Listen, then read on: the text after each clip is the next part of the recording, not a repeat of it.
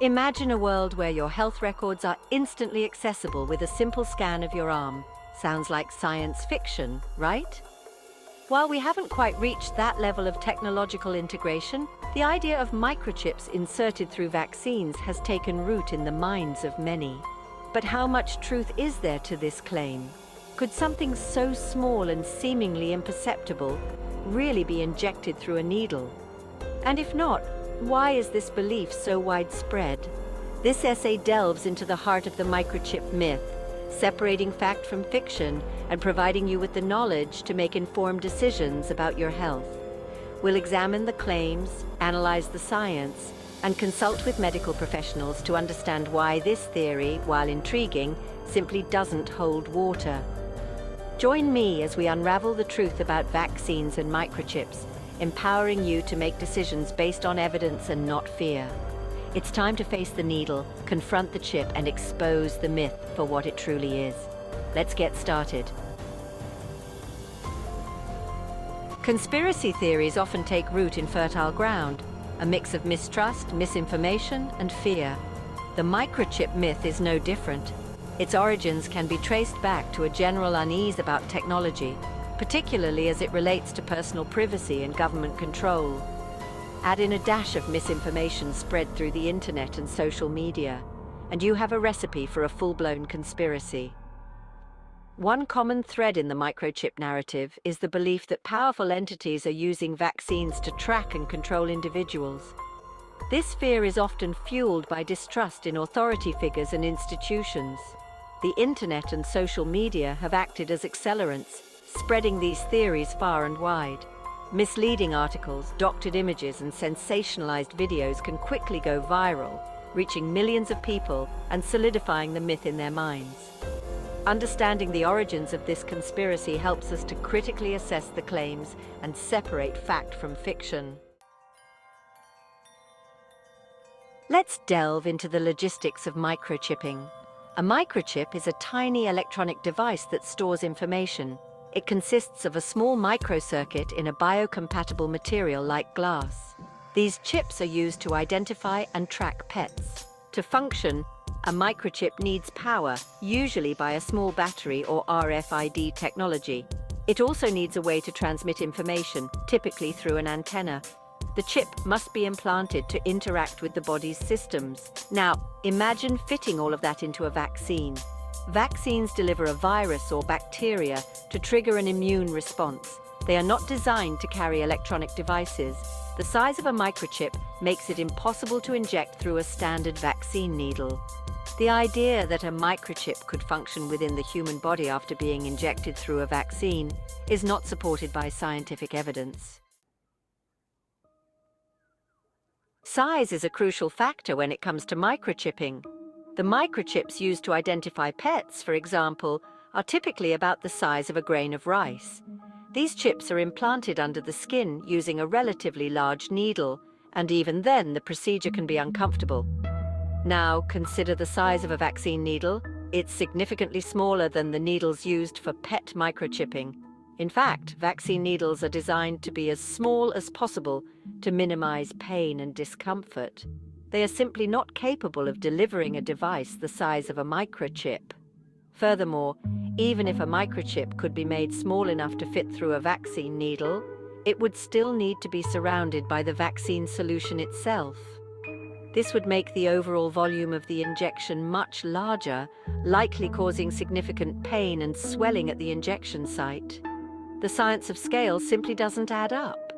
The idea that a microchip could be secretly injected through a vaccine without anyone noticing is not only implausible, it's downright impossible. Section 5. Real experts, real answers, voices from the medical community. The medical community has been vocal in debunking the myth of microchips in vaccines. Leading experts in virology, immunology, and infectious diseases have all stated unequivocally that there is no evidence to support these claims. The Centers for Disease Control and Prevention, the World Health Organization, and countless other reputable medical organizations have issued statements refuting the microchip conspiracy. These organizations are staffed by dedicated professionals who have devoted their lives to protecting public health. Their expertise and credibility should not be dismissed lightly. When medical professionals speak out against misinformation, it's crucial that we listen. They are not motivated by profit or political agendas, but by a genuine desire to protect the health and well-being of the population. Their voices represent the consensus of the scientific community, based on decades of research and evidence. In the face of unfounded claims and conspiracy theories, it's more important than ever to rely on credible sources of information. The medical community, with its vast knowledge and experience, provides a beacon of truth in a sea of misinformation. Section 6. Fear versus facts. Addressing public concerns with logic. It's understandable why people might be apprehensive about the idea of microchips in vaccines. The thought of an invisible device being injected into our bodies, potentially tracking our movements or influencing our behavior, is unsettling to say the least. However, fear should not dictate our understanding of the world. We must ground our beliefs in evidence and logic, not emotional responses. The microchip conspiracy thrives on fear, preying on our anxieties about technology and control. It offers a simple, albeit false, explanation for complex issues.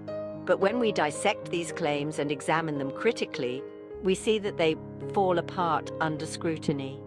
The lack of any credible evidence, the implausibility of the technology, and the clear consensus from the medical community all point to one conclusion: the microchip myth is simply not true. Section 7. Your health, your choice, your responsibility.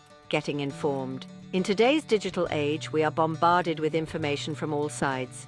It can be challenging to discern fact from fiction, especially when it comes to our health. However, we have a responsibility to ourselves and our communities to make informed decisions based on evidence, not fear or speculation. When it comes to vaccines, it's crucial to consult with your healthcare provider. They can provide you with accurate, up-to-date information about the risks and benefits of vaccination, tailored to your specific health needs.